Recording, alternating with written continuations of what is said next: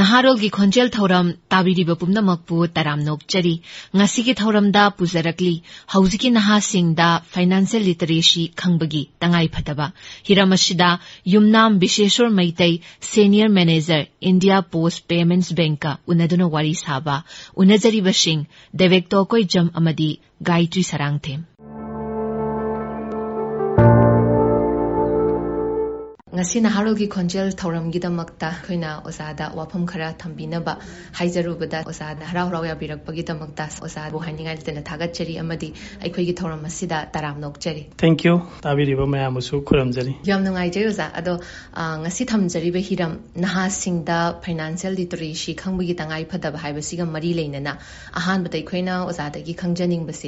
financial literacy haibasi karino amadi masigi maru oibase nahasingda karino haibasi Financial literacy haragadi aikoina isagi natraga imung manungi senthok leiba aigi leijariba senthum masi kamaina sizinaba adai tungsinba adai karma mongda sading tawba aduga akhoi chaukhatnaba tawbase masi karamba plan da tawba adai mingondagi puraga ju darkar oibadu puba aduga tungidam kamaina sillakanda hena chaukhatpa oigani haina madu khangbadu akoina financial literacy haina masi kawi aduga masi khangbasina nahasingda kanabase ahanbada khoigi achumba decision lawba ngame masi khangagadi se aigi laiba income si masi aigi darkar oiba potu leiragadi aigi darkar oiba aigi tungi khalaga thamjelagadi madu atopada khasa satra adagidi aikoina pame haiduna leiba aigi apambadu leiba adumbadu tawdre adu aigi darkar tabadu di leiba se masigi khenabase akoi needs and the wants ana hai ko need ade aigi darkar tabado adagi di wants tuna aigi apambado je aigi mitna pame sana hai ko satra orsu thabak tawbo orsu smartphone si yawdo sunga yadre aduna masi leige na khanba matamda aigi darkar ori di smartphone duni adu ai mayamna paine yadena ai iphone du leige na aigi apambadu maduda ungna chalagadi madu aingonda heng kona laiba paisa duga aigi lejari paisa dugi hendoktana awaba tagani adna sugumba needs and the wants masi financial literacy jina ai achumba decision lawbada mateng pangi aduga anisubada koigi nauna business hodokchaba kangbu adagidi hanadagi tawriba kangbu nasu masi financial literacy ji khangagadi masi discipline naina magi finance tu magi phajana manage tawragadi magi business tu mai pakani atumaina I thamjage adudi oza hojik ozanasu financial literacy haribasi saurakpa ama thambirabanina hojik leiriba nahasingsida afaba financial habit ama leinabagidamukta khogi leiriba ahalaman haijabutare amadi akhang ahisingna kari karamba mateng pangfam thokpage haibatu sungtang thambiyo yamna phaje khogi piinga dagi dum hainei ko charity begins at home haidana yum sida aikogi ima ipa sina aikobu ahan matakpi tambi basi oi aduna ahalaman singna maji paisa ji kamaina tungjan gani karai da khacha tawgani haibasi phajana tambi ba ma darka tai yum dagi dum hoba aduga aikogi akhang ahai singna adagi di phamnai ba singna masi khoigi society gi level da masi ji school gi curriculum da financial education ji hapiba adagi workshop tobiba seminar to ina tobiba adagi government gi site gi su khoigi sahi gi financial literacy week kana tawi masi gumba se adagi akhang ahi singna newspaper da article ibiba yawi dai masi gumba je refer to baji yam kanai aduga khoigi school dagi educational tour haina saliba singja masi aigi motta educational tour se financial sector da su yohoningi aikogi bank singda natragana post office singda sapiraga koigi haktheng na kamaina tawbono saving se ade masida kari kari product lai habaji masi khangjan basina aigi tungi finance manage tawboda hena araiba ma uhengane na ai maina thamjage yam nungai je ozana takpi basing se ken khumang chaushina na ba tawbe ya basing to thambi bani adumak pu oza hairiba sing se ekoina phana hairaga su takpiraga su naha sing se inkhalakpa matam haibana oigadra makhoida paisa ga mari leina matang sida isida punsida dum khudong thiba dagi tauge khalaga tawba mak natraga jo mistake khara tawkhibadi aduma yaudaba nate haijari boza ado hariba sing se karamna hantha hangani haibai matang du su thambiu masi je koigi common mistake sing je yam toina thoi ko ꯑꯗꯣ ꯃꯁꯤ ꯍꯟꯊꯍꯟꯒꯅꯤ ꯍꯥꯏꯔꯒꯗꯤ ꯑꯩꯈꯣꯏ financial ꯂꯤꯇꯔꯦꯁꯤꯁꯤ ꯂꯩꯔꯒꯗꯤ ꯍꯟꯊꯔꯛꯀꯅꯤ ꯑꯗꯣ ꯍꯥꯏꯐꯦꯠ ꯍꯥꯏꯖꯒꯦ ꯑꯩꯈꯣꯏꯒꯤ ꯑꯄꯥꯝꯕ ꯍꯥꯏꯁꯦ ꯃꯤ ꯈꯨꯗꯤꯡꯃꯛꯀꯤ ꯂꯣꯏꯅ ꯂꯩ ꯑꯗꯨꯕꯨ ꯑꯩꯈꯣꯏꯅ ꯎꯔꯤꯡꯈꯩ ꯂꯩꯁꯟꯕ ꯁꯦ ꯐꯣꯔ ꯑꯦꯛꯖꯥꯝꯄꯜ ꯐꯦꯁꯕꯨꯛ ꯄꯥꯏꯔꯦꯀꯣ ꯐꯦꯁꯕꯨꯛ ꯃꯥꯔꯀꯦꯠꯇ ꯆꯪꯉꯒ ꯍꯦꯛ ꯃꯌꯥꯝꯅ ꯁꯦꯠꯅꯔꯤꯕ ꯂꯤꯠꯅꯔꯤꯕꯁꯦ ꯍꯦꯛ ꯑꯣꯔꯗꯔ ꯇꯧꯁꯜꯂ ꯍꯦꯛ ꯂꯩꯁꯟꯕ ꯃꯤꯁꯣ ꯐ꯭ꯂꯤꯞꯀꯥꯔꯠ ꯑꯦꯃꯥꯖꯣꯟ ꯇꯧꯔꯒ ꯑꯩꯈꯣꯏ ꯁꯣꯞꯄꯤꯡ ꯋꯦꯕꯁꯥꯏꯠ ꯑꯦꯞꯁꯤꯡꯁꯤꯗ ꯆꯪꯉꯒ ꯄꯪꯂꯩꯗ ꯂꯩꯁꯟꯕ ꯍꯥꯏꯇꯥꯔꯦ ꯎꯔꯤꯡꯈꯩ ꯂꯩꯁꯟꯕ ꯍꯥꯏꯇꯥꯔꯦ ꯀꯝꯄꯜꯁꯟ ꯑꯃ ꯌꯥꯎꯔꯒ ꯂꯩꯁꯟꯕꯁꯦ ꯑꯗꯣ ꯃꯁꯤꯁꯦ ꯇꯧꯕꯤꯗꯕ ꯑꯩꯈꯣꯏꯒꯤ ꯑꯟꯅꯦꯁꯦꯁꯔꯤ ꯑꯦꯛꯁꯄꯦꯟꯗꯤꯆꯔ ꯆꯠꯄꯁꯦ ꯃꯁꯤꯁꯦ ꯌꯥꯝ ꯀꯃꯟ ꯑꯣꯏꯕ ꯃꯤꯁꯇꯦꯛꯅꯤ ꯑꯗꯣ ꯑꯩꯈꯣꯏꯅ ꯏꯃꯥꯟꯅꯕꯤꯁꯤꯡꯅ ꯍꯥꯏꯔꯦ ꯅꯠꯇ꯭ꯔꯒ ꯂꯩꯀꯥꯏꯗ ꯇꯧꯔꯦ ꯍꯥꯏꯗꯅ ꯑꯩꯈꯣꯏꯒꯤ ꯃꯔꯨꯞꯁꯦ ꯍꯨꯟꯕ ꯉꯝꯃꯣꯏꯗꯕ ꯃꯔꯨꯞꯁꯤꯁꯨ ꯍꯦꯛ ꯌꯥꯎꯁꯟꯕꯒꯨꯝꯕ ꯃꯗꯨꯒꯨꯝꯕ ꯑꯗꯒꯤꯗꯤ ꯇꯨꯡꯗ ꯂꯥꯛꯀꯗꯧꯕ ꯀꯃꯤꯠꯃꯦꯟꯗꯨꯅ ꯍꯦꯟꯖꯜꯂꯛꯄ ꯑꯗꯩ ꯑꯩꯒꯤ ꯍꯧꯖꯤꯛ ꯂꯩꯔꯤꯕ ꯄꯥꯏꯖꯔꯤꯕ ꯄꯩꯁꯥꯁꯤꯅꯗꯤ ꯀꯣꯟꯅꯗꯕ ꯃꯗꯨꯒꯨꯝꯕ ꯇꯧꯕꯁꯦ ꯃꯁꯤꯁꯦ ꯑꯩꯈꯣꯏꯒꯤ ꯅꯍꯥꯁꯤꯡꯅ ꯌꯥꯝ ꯇꯣꯏꯅ ꯊꯦꯡꯅꯕ ꯀꯃꯟ ꯃꯤꯁꯇꯦꯛꯅꯤ ꯑꯗꯣ ꯐꯥꯏꯅꯥꯟꯁꯤꯌꯦꯜ ꯂꯤꯇꯔꯦꯁꯤꯅ ꯃꯁꯤꯁꯦ ꯁꯣꯏꯗꯅ ꯀꯟꯕ ꯉꯝꯒꯅꯦꯅ ꯑꯗꯨꯒ ꯑꯩꯈꯣꯏꯒꯤ ꯍꯧꯖꯤꯛꯀꯤ ꯅꯍꯥꯁꯤꯡꯁꯦ ꯑꯣꯟꯂꯥꯏꯟ ꯄ꯭ꯂꯦꯠꯐꯣꯝꯁꯤ ꯑꯅꯝꯕꯅ ꯁꯣꯁꯤꯌꯦꯜ ꯑꯦꯞꯁꯤ ꯂꯣꯏ ꯁꯤꯖꯤꯟꯅꯔꯦ ꯑꯗꯨꯅ ꯀꯃꯥꯏꯅ ꯇꯧꯏ ꯊꯨꯅ ꯄꯩꯁా ꯄꯥꯏꯅꯤꯡꯕ ꯑꯗꯒꯤꯗꯤ ꯃꯤꯅ ꯑꯣꯟꯂꯥꯏꯟꯗ ꯍꯥꯏꯔꯤꯉꯩ ꯌꯥꯅꯤꯡꯕ ꯍꯥꯏꯗꯤ ꯑꯩꯈꯣꯏꯒꯤ ꯋꯥꯆꯦꯞꯇ ꯄꯩꯁꯥ ꯇꯥꯟꯕ ꯌꯥꯏ ꯑꯗꯩꯗꯤ ꯇꯦꯂꯤꯒ꯭ꯔꯥꯝꯗ ꯄꯩꯁꯥ ꯇꯥꯟꯕ ꯌꯥꯏ ꯀꯥꯏꯅ ꯃꯁꯤꯒꯨꯝꯕꯁꯦ ꯁꯨꯃꯥꯏꯅꯕꯨ ꯍꯥꯏꯔꯕꯀꯣ ꯃꯁꯤ ꯇꯧꯕꯤꯔꯨꯔꯅꯨ ꯀꯔꯤꯒꯤꯅꯣꯕꯨ ꯃꯁꯤ ꯑꯩꯒꯤ ꯑꯦꯀꯥꯎꯟꯇꯨ ꯃꯗꯨꯗꯨ ꯑꯥꯏꯗꯔ ꯑꯩꯈꯣꯏꯒꯤ ꯁ꯭ꯀꯦꯃꯔꯁꯤꯡꯅ ꯁꯤꯖꯤꯟꯅꯈꯤꯕꯅꯤ ꯈꯪꯗꯦ ꯅꯠꯇ꯭ꯔꯒꯅ ꯐ꯭ꯔꯣꯗꯨꯂꯦꯟꯠꯂꯤ ꯇ꯭ꯔꯥꯟꯖꯦꯛꯁꯟ ꯇꯧꯕꯗ ꯑꯩꯒꯤ ꯑꯦꯀꯥꯎꯟꯗꯨ ꯁꯤꯖꯤꯟꯅꯕꯅꯤ ꯈꯪꯗꯦ ꯃꯁꯤ ꯍꯦꯛꯇ ꯏꯟꯚꯣꯜቭ ꯇꯧꯔꯝꯃꯦꯕꯀꯣ ꯑꯩꯅ ꯉꯁꯤ ꯂꯨꯄꯥ 50-100 ꯐꯪꯕꯗꯨꯅ ꯍꯌꯦꯡ ꯑꯩꯒꯤ ꯑꯦꯀꯥꯎꯟꯗꯨꯗ ꯂꯤꯡꯛ ꯂꯩꯔꯦ ꯍꯥꯏ ꯀꯥꯟꯗ ꯁꯥꯏꯕꯔ ꯀ꯭ꯔꯥꯏꯝꯗꯒꯤ ꯃꯁꯤꯁꯦ ꯑꯩꯈꯣꯏꯗ ꯕꯦꯡꯛꯇ ꯀꯝꯄ꯭ꯂꯦꯟꯒꯨꯝꯕ ꯂꯥꯛꯄ ꯃꯇꯝꯗ ꯃꯁꯤ ꯃꯣꯏꯒꯤ ꯑꯦꯀꯥꯎꯟꯁꯤ ꯀꯝꯄ꯭ꯂꯤꯠꯂꯤ ꯐ꯭ꯔꯣꯖꯟ ꯂꯩ ꯑꯗꯨꯒ ꯃꯁꯤꯒꯤ ꯀꯦꯁꯁꯦ ꯊꯦꯡꯅꯕꯁꯦ ꯑꯔꯥꯏꯕ ꯑꯃꯁꯨ ꯑꯣꯏꯗꯦ ꯀꯝꯄ꯭ꯂꯦꯟ ꯇꯧꯕꯗꯤ ꯌꯥꯝ ꯂꯥꯏꯀꯣ ꯁꯥꯏꯕꯔ ꯀ꯭ꯔꯥꯏꯝꯗ ꯕꯠ ꯃꯁꯤꯒꯤ ꯁꯣꯂꯨꯁꯟꯁꯦ ꯔꯤꯖꯣꯜቭ ꯇꯧꯕꯁꯦ ꯏꯖꯤ ꯋꯦ ꯑꯣꯏꯗꯦ ꯍꯥꯏꯖ ꯇꯥꯔꯦꯀꯣ ꯑꯗꯨꯅ ꯃꯁꯤꯒꯤ ꯃꯤꯁꯇꯦꯛꯁꯤꯡꯁꯦ ꯑꯩ ꯇꯧꯕꯤꯒꯅꯨ ꯃꯁꯤ ꯀꯅꯥꯒꯨꯝꯕ ꯑꯃꯅ ꯁꯤ ꯄꯩꯁꯥ ꯂꯥꯏꯅ ꯇꯥꯟꯕ ꯌꯥꯏ ꯍꯥꯏꯔꯒꯗꯤ ꯃꯁꯤ ꯁꯨꯛꯊꯥ ꯊꯥꯖꯕꯤꯒꯅꯨꯅ ꯑꯩ ꯍꯥꯞꯆꯤꯟꯖꯍꯧꯒꯦ ꯌꯥꯝ ꯅꯨꯡꯉꯥꯏꯖꯩ ꯑꯣꯖꯥ ꯍꯧꯖꯤꯛ ꯂꯩꯔꯤꯕ ꯅꯍꯥꯁꯤꯡꯅ ꯌꯥꯝꯅ ꯇꯣꯏꯅ ꯊꯦꯡꯅꯕ ꯍꯧꯖꯤꯛꯁꯦ ꯐ꯭ꯔꯣꯗꯀꯤ ꯂꯝꯗꯁꯨ ꯌꯥꯝꯅ ꯑꯩꯒꯤ ꯄꯩꯁꯥꯁꯦ ꯍꯦꯛꯇ ꯌꯥꯎꯔꯝꯗ꯭ꯔꯦ ꯃꯥꯡꯈ꯭ꯔꯦꯅ ꯁꯥꯏꯕꯔ ꯀ꯭ꯔꯥꯏꯝꯗꯁꯨ ꯑꯗꯨꯃꯛ ꯀꯦꯁꯁꯦ ꯅꯛꯅꯕ ꯑꯃꯈꯛꯇꯤ ꯑꯣꯏꯔꯤ ꯑꯗꯨꯒ ꯍꯧꯖꯤꯛ ꯑꯩꯈꯣꯏꯅ ꯑꯃꯨꯛ ꯈꯪꯖꯅꯤꯡꯕꯁꯦ ꯍꯧꯖꯤꯛ ꯃꯤꯑꯣꯏꯁꯤ ꯅꯍꯥ ꯑꯣꯏꯔꯤꯉꯩ ꯃꯇꯝꯁꯤꯗꯒꯤ ꯑꯦꯗꯜꯍꯨꯗ ꯆꯪꯗ꯭ꯔꯤꯉꯩꯗ ꯃꯁꯤꯒꯤ ꯀꯔꯝꯕ ꯐꯥꯏꯅꯥꯟꯁꯤꯌꯦꯜ ꯁ꯭ꯀꯤꯜꯅꯆꯤꯡꯕ ꯇꯝꯍꯧꯔꯒꯗꯤ ꯍꯦꯟꯅ ꯐꯕ ꯂꯩ ꯑꯃꯗꯤ ꯀꯔꯝꯕ ꯇꯝꯍꯧꯒꯗꯒꯦ ꯍꯥꯏꯕꯗꯨꯁꯨ ꯑꯃꯨꯛꯇꯪ ꯊꯝꯕꯤꯌꯨ ꯃꯁꯤꯁꯦ ꯉꯁꯥꯏꯒꯤ ꯇꯣꯄꯤꯛꯁꯦ ꯑꯗꯨꯝ ꯁꯝꯂꯞꯄ ꯍꯥꯏꯔꯞ ꯑꯗꯨꯝ ꯂꯣꯏꯅ ꯏꯆꯟꯗꯗꯤ ꯆꯜꯂꯦ ꯂꯤꯇꯔꯦꯁꯤꯁꯤꯗ ꯑꯗꯨꯕꯨ ꯑꯩꯈꯣꯏꯅ ꯐꯥꯏꯅꯥꯟꯁꯤꯌꯦꯜ ꯁ꯭ꯀꯤꯜꯁ ꯍꯥꯏꯔꯒꯗꯤ ꯃꯁꯤ ꯑꯩꯒꯤ ꯐꯪꯉꯤꯕ ꯄꯩꯁꯥꯁꯦ ꯑꯩ ꯀꯃꯥꯏꯅ ꯆꯥꯗꯤꯡ ꯇꯧꯕ ꯉꯁꯥꯏꯒꯤ ꯅꯤꯗꯁ ꯑꯦꯟ ꯋꯥꯟꯁꯤ ꯐꯖꯅ ꯈꯪꯗꯣꯛꯄꯤꯕ ꯑꯗꯨꯒ ꯑꯩꯈꯣꯏꯒꯤ ꯁꯦꯚꯤꯡ ꯇꯧꯕꯁꯦ ꯐꯣꯔ ꯔꯦꯅꯤ ꯗꯦ ꯀ ꯍꯥꯏꯔꯒ ꯑꯩꯈꯣꯏ ꯊꯝꯖꯤꯟꯅꯩꯗꯅꯀꯣ ꯑꯗꯨꯃꯥꯏꯅ ꯑꯗꯣ ꯇꯨꯡꯁꯤꯟꯕꯁꯦ ꯌꯥꯎꯗ꯭ꯔꯒꯗꯤꯀꯣ ꯄ꯭ꯂꯥꯟꯁꯦ ꯁꯛꯁꯦꯁ ꯑꯃꯠꯇ ꯑꯣꯏꯔꯣꯏ ꯑꯩꯅ ꯑꯗꯜꯍꯨꯗ ꯆꯪꯉꯛꯄ ꯃꯇꯝꯗ ꯃꯦ ꯕꯤ ꯑꯩ ꯕꯤꯖꯤꯅꯦꯁ ꯑꯃ ꯍꯧꯗꯣꯛꯀꯦ ꯅꯠꯇ꯭ꯔꯒ ꯀꯥꯔ ꯑꯃ ꯂꯩꯒꯦ ꯋꯥꯔꯤꯕꯣꯕꯀꯣ ꯅꯠꯇ꯭ꯔꯒꯅ ꯑꯩ ꯃꯇꯝ ꯈꯔ ꯂꯩꯔꯒ ꯑꯩ ꯀꯣꯏꯕ ꯆꯠꯀꯦ ꯁꯤꯒꯨꯝꯕ ꯄ꯭ꯂꯥꯅꯤꯡꯁꯦ ꯃꯁꯤꯁꯤ ꯌꯥꯎꯗ꯭ꯔꯒꯗꯤ ꯑꯩꯈꯣꯏ ꯗ꯭ꯔꯤꯝ ꯑꯣꯏꯔꯒ ꯑꯗꯨꯝ ꯑꯩꯅ ꯈꯟꯕ ꯑꯗꯨꯒ ꯄ꯭ꯂꯥꯅꯤꯡꯗꯤ ꯇꯧꯗꯕ ꯁꯦꯚꯤꯡꯁꯦ ꯇꯧꯕ ꯍꯧꯗꯕ ꯃꯁꯤꯒꯨꯝꯕꯁꯤ ꯊꯣꯛꯀꯜꯂꯤ ꯑꯗꯨꯅ ꯗ꯭ꯔꯤꯝ ꯑꯣꯏꯔꯒ ꯇꯣꯛ ꯁꯔꯨꯛ ꯃꯁꯤꯒꯤ ꯑꯩꯈꯣꯏ ꯇꯨꯡꯁꯤꯟꯕꯒꯤ ꯍꯩꯅꯕꯤꯁꯦ ꯊꯝꯕꯤꯌꯨ ꯑꯗꯨꯒ ꯕꯦꯡꯀꯤꯡꯁꯦ ꯈꯔ ꯈꯪꯕ ꯑꯃ ꯗꯔꯀꯥꯔ ꯑꯣꯏꯀꯣ ꯑꯩꯈꯣꯏ ꯑꯗꯜꯍꯨꯗ ꯆꯪꯉꯛꯑꯒꯗꯤ ꯄꯩꯁꯥ ꯃꯌꯥꯝꯁꯦ ꯃꯦꯅꯦꯖ ꯇꯧꯔꯛꯀꯗꯣꯏꯅꯤ ꯑꯗꯨꯅ ꯕꯦꯡꯛꯁꯇ ꯑꯩꯈꯣꯏꯒꯤ ꯁꯦꯚꯤꯡꯁ ꯑꯦꯀꯥꯎꯟ ꯀꯔꯦꯟ ꯑꯦꯀꯥꯎꯟ ꯂꯩꯔꯤꯕ ꯑꯗꯩꯗꯤ ꯍꯧꯖꯤꯛ ꯌꯥꯝ ꯄꯣꯄꯨꯂꯔ ꯑꯣꯏꯔꯤꯕ ꯁꯤꯖꯤꯟꯅꯕ ꯅꯨꯡꯉꯥꯏꯕ ꯑꯗꯨꯕꯨ ꯁꯤꯖꯤꯟꯅꯕꯗꯤ ꯈꯤꯇꯪ ꯂꯨꯕ ꯃꯁꯤ ꯀ꯭ꯔꯦꯗꯤꯠ ꯀꯥꯔꯗ ꯃꯁꯤꯒꯨꯝꯕꯁꯦ ꯈꯪꯖꯤꯟꯕꯤꯕ ꯑꯗꯒꯤꯗꯤ ꯑꯣꯟꯂꯥꯏꯟ ꯕꯦꯡꯀꯤꯡꯒꯤ ꯑꯦꯄ꯭ꯂꯤꯀꯦꯁꯟ ꯂꯩꯔꯤꯕ ꯑꯗꯩꯗꯤ ꯍꯧꯖꯤꯛ UPIꯒꯤ ꯄ꯭ꯂꯦꯠꯐꯣꯝ ꯖꯤꯄꯦ ꯐꯣꯟꯄꯦ ꯀꯥꯏꯅ ꯂꯩꯔꯤꯕ ꯁꯤꯒꯨꯝꯕ ꯃꯌꯥꯝꯁꯤ ꯃꯁꯤ ꯍꯩꯖꯤꯟꯕ ꯗꯔꯀꯥꯔ ꯇꯥꯏꯌꯦꯅ ꯑꯩ ꯍꯥꯏꯖꯒꯦ ꯌꯥꯝ ꯅꯨꯡꯉꯥꯏꯖꯩ ꯑꯣꯖꯥ ꯑꯗꯣ ꯑꯩꯈꯣꯏꯅ ꯑꯣꯖꯥꯅꯁꯨ ꯍꯧꯖꯤꯛ ꯁꯨꯝ ꯍꯥꯏꯕꯤꯔꯛꯄ ꯃꯇꯝꯗ ꯑꯩꯈꯣꯏꯅ ꯍꯦꯟꯅ ꯈꯪꯖꯅꯤꯡꯕ ꯐꯥꯎꯖꯕ ꯑꯃꯈꯛ ꯍꯥꯏꯖꯕ ꯇꯥꯔꯦ ꯑꯣꯖꯥ ꯀ꯭ꯔꯦꯗꯤꯠ ꯀꯥꯔꯗꯇꯤ ꯍꯥꯏꯔꯦ ꯑꯗꯣ ꯑꯩꯈꯣꯏꯒꯤ ꯃꯅꯤꯄꯨꯔꯁꯤꯗꯗꯤ ꯀ꯭ꯔꯦꯗꯤꯠ ꯀꯥꯔꯗꯁꯦ ꯑꯣꯖꯥ ꯊꯕꯛ ꯇꯧꯗꯕ ꯃꯤ ꯅꯠꯇ꯭ꯔꯗꯤ ꯄꯥꯏꯗꯕꯒꯤ ꯃꯑꯣꯡ ꯑꯃꯁꯨ ꯍꯦꯛ ꯎꯖꯕꯗꯧꯅ ꯇꯧꯖꯩ ꯑꯗꯣ ꯀ꯭ꯔꯦꯗꯤꯠ ꯀꯥꯔꯗ ꯍꯥꯏꯕꯁꯤ ꯀꯔꯝꯕ ꯃꯤꯅ पाइबदा मागी क्राइटेरिया गा लेब्रा सुगुम मीना पाइगदबनी हाइबा अदुगा मासे पाइरबक मतमदा कार्ड से करमना इखोना मेंटेन तौगनी मा पाइबगी नहामना खंगबम थोकपा हाइबम थोकपसे करी करीनो हाइबदुसु थंबियो क्रेडिट कार्ड से हुजिकी मतमदा यामना पॉपुलर ओइबा प्रोडक्ट अमनी बैंक सिंगदगी मसी करम कांदा पीगे हाइ कांदा आइदर कस्टमर ना आई क्रेडिट कार्ड की मतंग दखमो कस्टमर मना बैंक तला आगा आई क्रेडिट कार्ड पामी आई अप्लाई तौजगे हायरगा अप्लाई तौबा मा मतमदुदा कस्टमर जे मागी इनकम खरा सोइदना लेरमनी ꯍꯥꯏꯗꯤ ꯀ꯭ꯔꯦꯗꯤꯠ ꯀꯥꯔꯗ ꯈꯪꯉꯛꯏꯁꯦ ꯃꯥ ꯐꯥꯏꯅꯥꯟꯁꯤꯌꯦꯜ ꯂꯤꯇꯔꯦꯁꯤ ꯈꯔꯗꯤ ꯂꯩꯔꯕꯅꯦꯕꯀꯣ ꯑꯦꯋꯦꯌꯔꯅꯦꯁ ꯈꯤꯇꯪꯗꯤ ꯑꯣꯏꯔꯕꯅꯦ ꯑꯗꯨ ꯅꯠꯇ꯭ꯔꯒꯅ ꯕꯦꯡꯛꯁꯤꯡꯗꯒꯤ ꯑꯩꯈꯣꯏꯒꯤ ꯕꯦꯡꯛꯇꯒꯤ ꯀꯁꯇꯃꯔꯒꯤ ꯑꯦꯀꯥꯎꯟ ꯂꯩꯔꯤꯕꯁꯤꯡꯁꯦ ꯄꯩꯁꯥꯁꯤ ꯑꯗꯨꯝ ꯕꯦꯂꯥꯟꯁꯁꯤ ꯐꯖꯅ ꯊꯝꯕ ꯑꯗꯣ ꯋꯦꯜ ꯃꯦꯟꯇꯦꯟ ꯇꯧꯔꯒ ꯃꯥꯒꯤ ꯏꯟꯀꯝꯁꯤ ꯐꯖꯅ ꯂꯥꯛꯄ ꯀꯁꯇꯃꯔ ꯁꯤꯒꯨꯝꯕꯁꯦ ꯕꯦꯡꯛꯅꯁꯨ ꯑꯗꯨꯝ ꯗꯤꯇꯦꯛ ꯇꯧꯋꯤ ꯑꯗꯨꯝ ꯑꯗꯨꯒ ꯀ꯭ꯔꯦꯗꯤꯠ ꯀꯥꯔꯗꯁꯤ ꯑꯣꯐꯔ ꯇꯧꯕ ꯍꯥꯏꯗꯤ ꯀ꯭ꯔꯦꯗꯤꯠ ꯀꯥꯔꯗ ꯍꯥꯏꯁꯦ ꯑꯩꯈꯣꯏꯅ ꯄꯩꯁꯥꯁꯦ ꯗꯨꯀꯥꯟꯗ ꯅꯣ ꯀ꯭ꯔꯦꯗꯤꯠ ꯀꯥꯏꯅ ꯊꯦꯡꯅꯩꯗꯅꯀꯣ ꯑꯗꯨꯁꯨ ꯄꯩꯁꯥꯁꯦ ꯁꯣꯠꯄꯤꯒꯅꯨ ꯍꯥꯏꯕꯅꯦꯕꯀꯣ ꯏꯁꯝ ꯁꯝꯅ ꯍꯥꯏꯔꯕꯗꯀꯣ ꯑꯗꯣ ꯍꯧꯖꯤꯛꯀꯤ ꯄꯩꯁꯥꯁꯦ ꯁꯣꯠꯂꯒ ꯑꯗꯨꯝ ꯁꯤꯖꯤꯟꯅꯕ ꯌꯥꯕꯒꯤ ꯀꯥꯔꯗ ꯍꯥꯏꯇꯥꯔꯦ ꯉꯁꯥꯏꯒꯤ ꯕꯦꯡꯛꯁꯤꯅ ꯃꯤꯗꯨꯒꯤ ꯑꯦꯀꯥꯎꯟꯗꯨ ꯄꯩꯁꯥ ꯐꯖꯅ ꯂꯩꯌꯦꯅ ꯈꯪꯉꯒꯗꯤ ꯃꯥꯁꯤ ꯄꯩꯁꯥ ꯁꯤꯡꯉꯛꯀꯅꯤ ꯍꯥꯏꯕ ꯑꯃ ꯈꯪꯉꯦꯕꯀꯣ ꯑꯗꯨꯅ ꯕꯦꯡꯛꯁꯤꯅ ꯑꯩꯈꯣꯏꯒꯤ ꯄꯣꯠ ꯂꯩꯕ ꯈꯣꯠꯄ ꯃꯇꯝꯗ ꯄꯩꯁꯥꯁꯤ ꯄꯨꯗ꯭ꯔꯒꯁꯨ ꯑꯦꯀꯥꯎꯟꯗꯨꯗꯒꯤ ꯁꯤꯖꯤꯟꯅꯗ꯭ꯔꯒꯁꯨ ꯀꯥꯔꯗꯇꯨꯗꯒꯤ ꯂꯥꯏꯅ ꯍꯦꯛ ꯄꯦꯃꯦꯟ ꯇꯧꯕ ꯌꯥꯍꯟꯕ ꯑꯗꯒꯤꯗꯤ ꯑꯦꯇ꯭ꯔꯦꯛꯇꯤꯞ ꯑꯃꯨꯛ ꯑꯣꯏꯍꯜꯂꯤꯁꯦ ꯄꯦꯃꯦꯟꯇꯨ ꯇꯧꯔꯀꯥꯟꯗ ꯕꯦꯡꯛꯅ ꯑꯃꯨꯛ ꯔꯤꯋꯥꯔꯗꯁ ꯀꯥꯟꯅ ꯑꯃꯨꯛ ꯄꯤꯀꯣ ꯀꯥꯔꯗꯇꯨ ꯁꯤꯖꯤꯟꯅꯕꯒꯤ ꯑꯗꯩꯗꯤ ꯃꯇꯝ ꯆꯥꯅ ꯁꯤꯡꯉꯛꯄꯒꯤ ꯑꯗꯨꯝꯕ ꯔꯤꯋꯥꯔꯗꯁꯤꯡꯁꯤ ꯑꯦꯇ꯭ꯔꯦꯛꯇꯤꯞ ꯑꯣꯏꯍꯟꯕ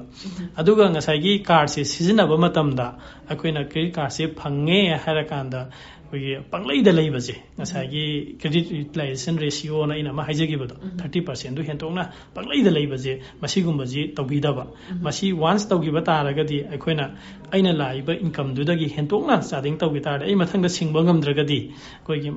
ꯃꯊꯪ ꯊꯥꯗ ꯑꯣꯜꯂꯛꯄ ꯃꯇꯝꯗ ꯁꯤꯡꯒꯠꯀꯗꯧꯕ ꯃꯇꯝꯁꯤꯗ ꯁꯤꯡꯒꯠꯄ ꯉꯝꯗꯕ ꯃꯗꯨ ꯈꯖꯤꯛꯇꯪ ꯁꯤꯡꯒꯠꯄꯁꯨ ꯌꯥꯏꯀꯣ ꯃꯥꯒꯤ ꯄꯔꯁꯦꯟꯇꯦꯖ ꯈꯔ ꯂꯩꯔꯤ ꯃꯤꯅꯤꯃꯝ ꯑꯦꯃꯥꯎꯟ ꯗ꯭ꯌꯨ ꯀꯥꯏꯅ ꯑꯗꯨꯗꯣ ꯄꯤꯊꯣꯛꯑꯒꯕꯨꯗꯤ ꯑꯩꯒꯤ ꯀ꯭ꯔꯦꯗꯤꯠ ꯀꯥꯔꯗꯇꯨꯗꯕꯨꯗꯤ ꯁꯣꯛꯇꯦ ꯉꯁꯥꯏꯒꯤ ꯗꯦꯠ ꯇ꯭ꯔꯦꯞ ꯍꯥꯏꯕꯗꯣ ꯉꯁꯥꯏꯒꯤ ꯃꯤꯒꯤ ꯀꯩꯅꯣꯗꯨꯅ ꯍꯦꯟꯖꯜꯂꯛꯇꯅ ꯁꯦꯟꯗꯣꯟꯗꯨꯅ ꯍꯦꯟꯖꯜꯂꯛꯄꯒꯤ ꯐꯤꯕꯝ ꯑꯃꯗ ꯇꯥꯈꯤꯕ ꯍꯥꯏꯇꯥꯔꯦ ꯃꯁꯤ ꯌꯥꯝ ꯇꯣꯏꯅ ꯀꯃꯟ ꯑꯣꯏꯅ ꯑꯩꯈꯣꯏꯅ ꯀ꯭ꯔꯦꯗꯤꯠ ꯀꯥꯔꯗ ꯌꯨꯖꯔꯁꯤꯡꯗ ꯊꯦꯡꯅꯖꯩꯀꯣ ꯄꯩꯁꯥꯁꯦ 1 ꯂꯥꯈꯁꯤ ꯑꯩꯈꯣꯏꯅ 70-80 ꯂꯩꯊꯣꯛꯎꯔꯅꯤꯀꯣ ꯑꯗꯩꯗꯤ ꯃꯊꯪ ꯊꯥꯗꯒꯤꯗꯤ ꯑꯩꯈꯣꯏꯅ ꯁꯤꯡꯒꯠꯄ ꯉꯝꯗꯕ ꯑꯗꯩ ꯗꯤꯂꯦ ꯇꯧꯔꯤꯈꯩꯀꯣ ꯑꯩꯅ ꯊꯥ 2 ꯂꯩꯔ ꯁꯤꯡꯀꯠꯂꯒꯦ ꯊꯥ 3 ꯂꯩꯔ ꯁꯤꯡꯀꯠꯂꯒꯦ ꯍꯥꯏꯕꯁꯦ ꯍꯦꯛ ꯂꯩꯈꯤꯕ ꯅꯨꯃꯤꯠꯇꯨꯗꯒꯤꯅ ꯗꯤꯂꯦꯕꯨ ꯇꯧꯕ ꯍꯧꯈꯤ ꯇꯥꯔꯒꯗꯤꯀꯣ ꯑꯩꯈꯣꯏ ꯏꯟꯇꯔꯦꯁ ꯔꯦꯠꯁꯦ ꯌꯥꯝ ꯋꯥꯡꯅ ꯂꯧꯋꯦꯕꯀꯣ ꯊꯥ ꯑꯃꯗ ꯑꯩꯈꯣꯏꯅ 4.5 ꯀꯥꯕꯤꯀꯣ ꯑꯣꯜꯃꯣꯁ ꯇꯦꯛꯁ ꯀꯩꯀꯩ ꯌꯥꯎꯔꯀꯥꯟꯗ 5 ꯀꯥꯕꯤꯒꯤ ꯆꯥꯡꯗꯒ ꯕꯦꯡꯛꯅ ꯂꯧꯋꯦꯕꯀꯣ ꯑꯗꯨꯅ ꯕꯦꯡꯛꯁꯤꯡꯁꯤꯅ ꯑꯃꯨꯛ ꯑꯁꯤꯒꯨꯝꯕꯒꯤ ꯈꯨꯗꯣꯡꯆꯥꯕꯁꯤ ꯂꯧꯗꯕ ꯃꯁꯤ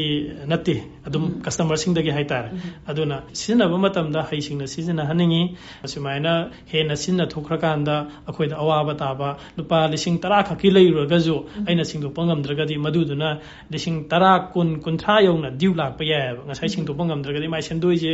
5ꯒꯤ ꯅꯤꯌꯔ 4.5 to 5 ꯌꯧꯁꯜꯂꯛꯄꯅꯤꯅ ꯌꯥꯝ ꯊꯨꯅ ꯆꯥꯎꯁꯜꯂꯛꯇꯅ ꯁꯤꯡꯕ ꯉꯝꯗ꯭ꯔꯀꯥꯟꯗ ꯑꯋꯥꯕ ꯌꯥꯝ ꯇꯥꯕꯁꯦ ꯁꯤꯒꯨꯝꯕꯁꯤ ꯂꯩ ꯑꯗꯨꯅ ꯃꯁꯤ ꯌꯥꯝ ꯁꯤꯡꯅ ꯁꯤꯖꯤꯟꯅꯕꯤꯌꯨ ꯁꯤꯖꯤꯟꯅꯕꯗꯤ ꯌꯥꯝ ꯅꯨꯡꯉꯥꯏ ꯀꯥꯔꯗ ꯑꯃ ꯌꯥꯎꯔꯒꯗꯤ ꯄꯩꯁꯥ ꯄꯨꯗ꯭ꯔꯒꯁꯨ ꯉꯁꯥꯏꯒꯤ ꯄꯋꯥꯔꯗꯨ ꯅꯉꯣꯟꯗ ꯄꯤꯕꯅꯦꯕ ꯄꯔꯆꯦꯖꯤꯡ ꯄꯋꯥꯔꯁꯤ ꯅꯉꯣꯟꯗ ꯄꯤꯕ ꯍꯥꯏꯇꯥꯔꯦ ꯑꯗꯨꯅ ꯑꯩꯒꯤ ꯈꯨꯠꯇ ꯂꯩ ꯍꯥꯏꯗꯅ ꯃꯁꯤ ꯁꯤꯖꯤꯟꯅꯔꯨꯔꯒ ꯍꯌꯦꯡ ꯁꯤꯡꯕ ꯉꯝꯗꯗꯅ ꯋꯥꯒꯗꯧ ꯁꯔꯨꯛ ꯃꯗꯨ ꯅꯤꯌꯣꯝ ꯆꯨꯝꯅ ꯁꯤꯖꯤꯟꯅꯕꯤꯌꯣꯅ ꯑꯩ ꯍꯥꯏꯖꯒꯦ ꯌꯥꯝ ꯅꯨꯡꯉꯥꯏꯖꯩ ꯑꯣꯖꯥ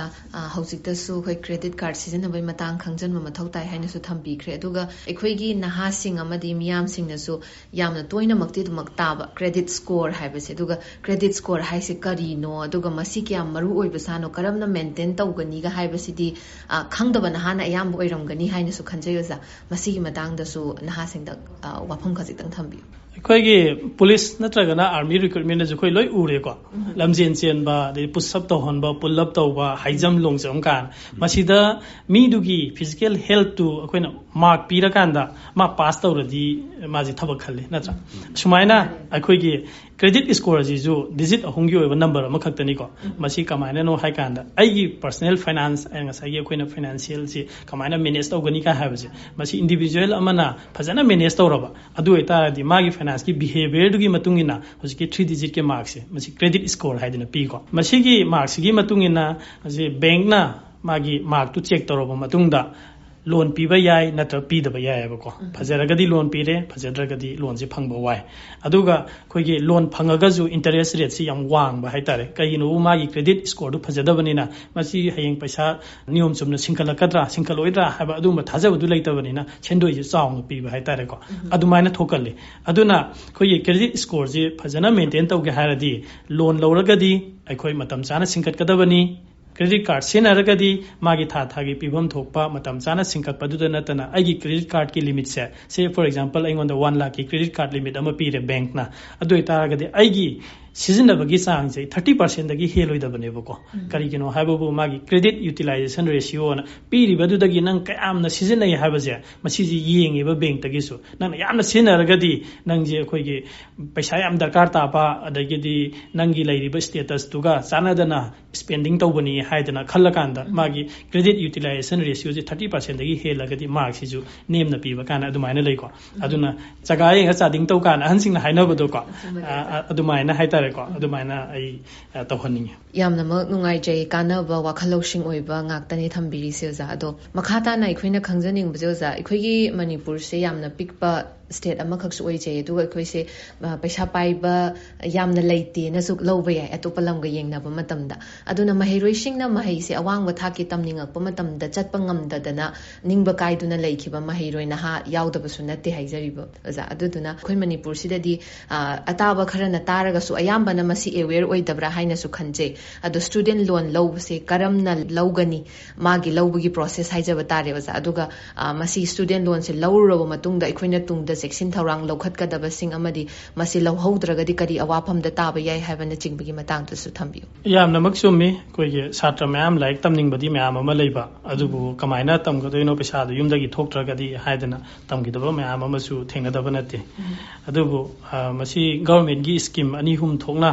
student loan si lai te lobi ya haragadi magi documentation je isagi oina student tu ne magi parent tu ne ko identity proof adagi address proof dai satra dugi mark sheet certificate mana tamri dugi aduga parents tugi income proof amadi darka tai ko income proof se mandatory ni haidi akoina bank na loan pi haidana su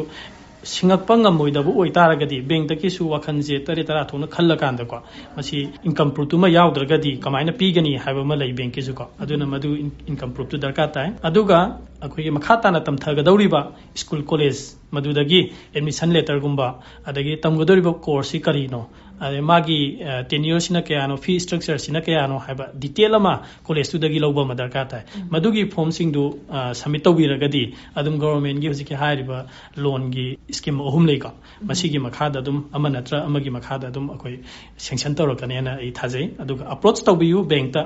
bank se ama khaktang da approach tawraga koigi mangondagi yaraktre haraga topiganu bank se mai magi criteria jikitang khenaba su lai aduna amada yadaga su bank amada adum approach tawbiu aduga daka taragadi adum any bank ki staff amaga tanaba yai khoi sida su lakpiu akhoi adum mateng pa ki loan si lawra matungda khoi ge tungda makhata na def kumba le hodana bji kamaina tawge hai kanda khoi ge paisa se lawra banina akhoi ge singbagi haina bije masi ji ma thamga dawni ko si khoi first step se loan lawri je masidagi dum haura dawni hayeng aina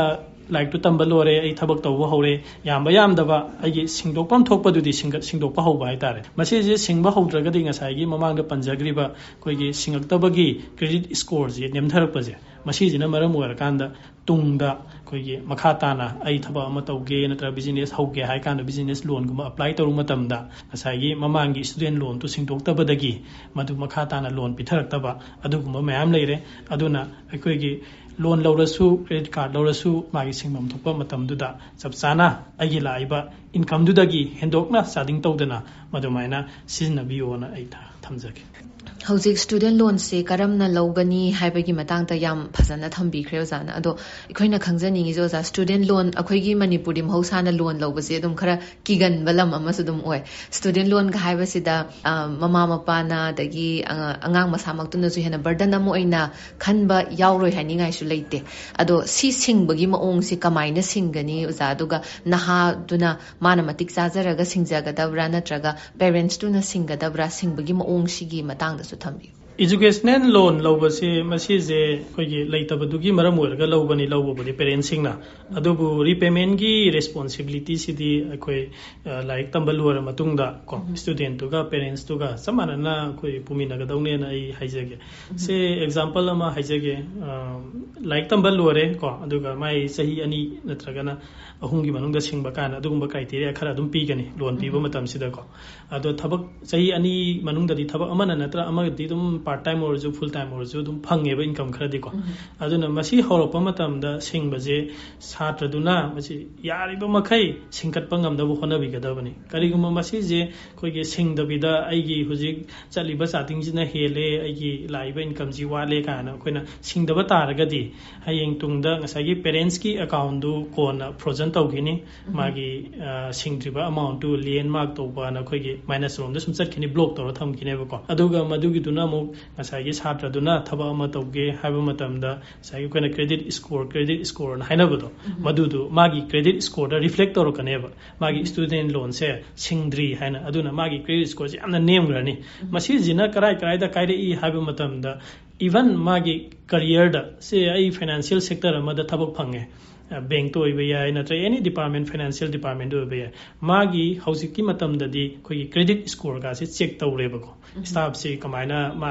behave तौगी कान credit score से फजद्रगदी banking दजु खोई लौदबगी अदुगुंबा scenario अमसु हौजिक से कन्ना banking practice ओइना तौरे करिगिनोबो मसागी पैसादो Boba manage तौबो ngamद्रगदी माना हयंग financial sector दा लेरकांदा खोई मयामदा कमायना माना manage तौबगी practice से तौगनी हाइबगी मदुबै logic ता अदुना अखोई सिंगटपजे पेरेंट्स की सु अदेगदी स्टूडेंट की सु अनिमक्तुगी responsibility ओइना लौबिरगा Masih सिंबियु तंगाई Fadna ngamdaba khotaba yauragasu bank ka tanaraga masi kamaina restructure tauba yai karma mongda singba yai habase munna tanabiyu tumina laithokpiganona hi thamje adu su kainum ta khansalke sa adu dioza aikoina mahiroisina mahi tambadi changraba marak sida mama ma pasna kayuma khudong charaga di tek tek adum singkat chaba hoge habasu yabra natra mahiroisina tamba loidriba phobadi singbasi su ya yadabra sugi matang da su khangjani paisa je leiragadi loan ji lodi lawro anamna ko adubu paisa je leire haragadi masi singkat panataba ko aigi account da hapchalaga thambi ba yai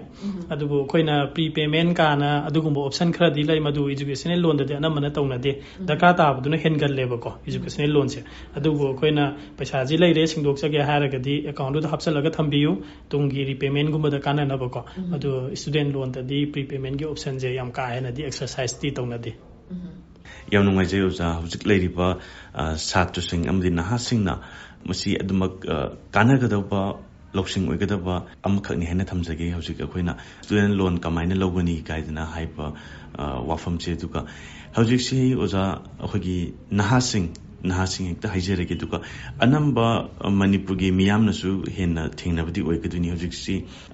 paisa je kitang komna taning bahaigadra masigi lakpa isina kitang phagadra kaina khallubudagi asoiba khongtang haigadra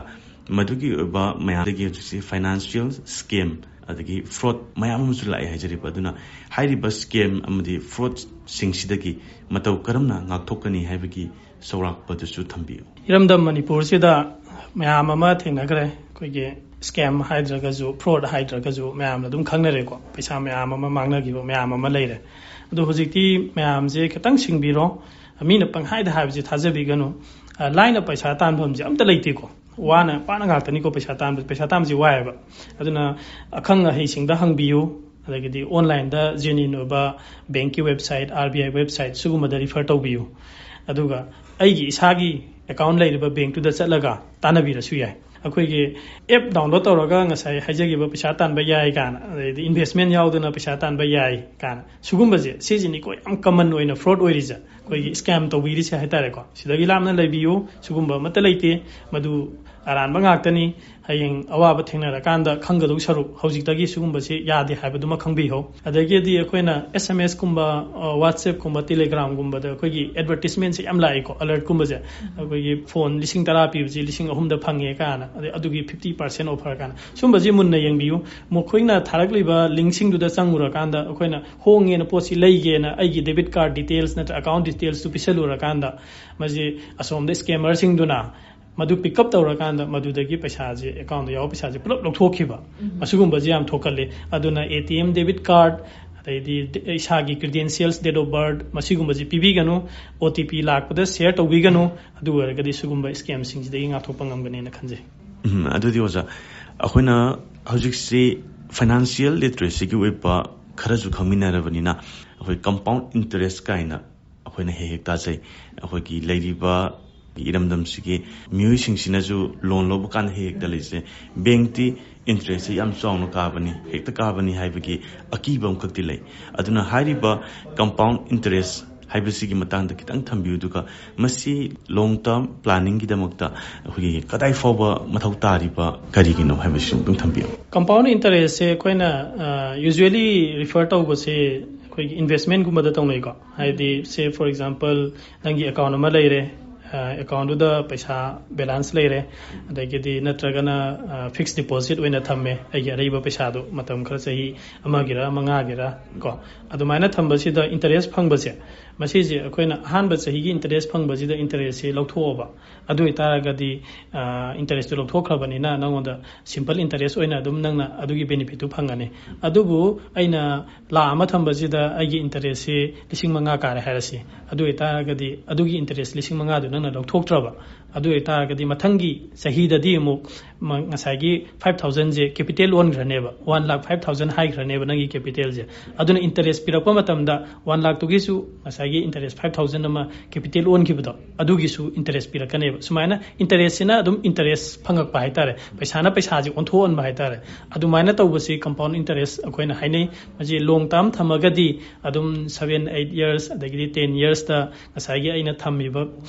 capital du madu double da lai ka hainari se masi ji akoina compound interest to gi masi kanabani ko aduga hujiki loan lobagi da ama pangibdo masi je aina ngasai marakta ama credit card ki koina thidaba matamda magi interest si yam chawi ka haibado adu da su haifet adum link to boyai ko adu generally akoina adu da di refer di tawde but adugi logic tu khalagadi ngasai gi tha amada akoina singaudo paisa du mari makhai manga ka bido madu akoina singdaba ja similarly ngasai gi akoina fixed deposit thamba kan interest phangba du maina somda ju bank na akoidi lopom thokpa interest si akoina thigataba matamda madi mathang tha da ju mu hojiki ngasai gi 4.5% du gi interest amusu ko adugi 4.5% amazu mu add tor kane adu da ju compounding set ki bhai tare ne repayments da ju ko adu maina adom da su akoina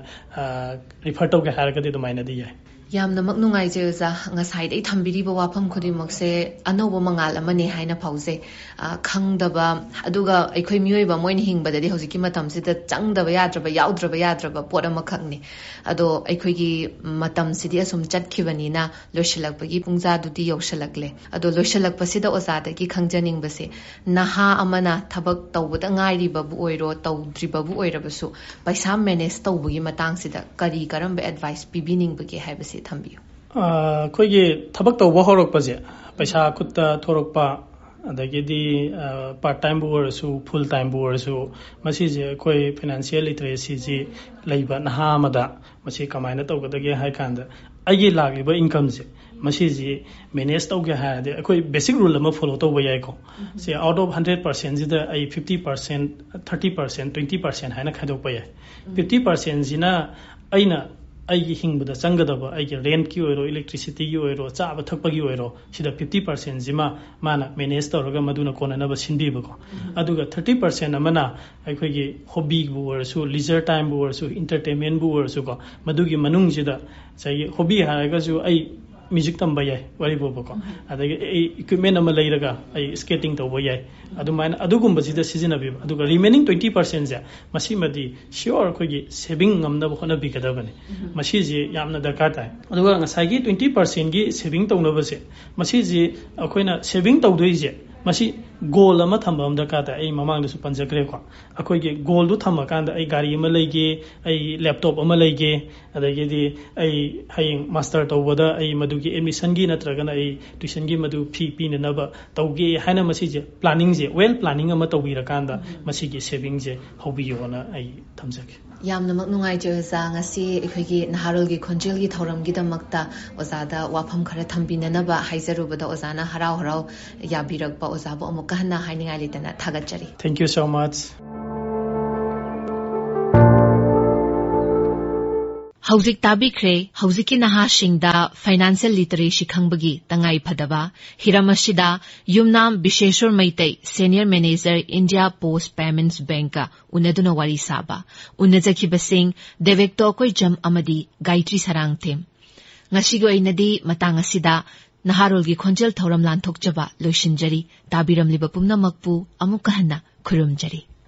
Thank you.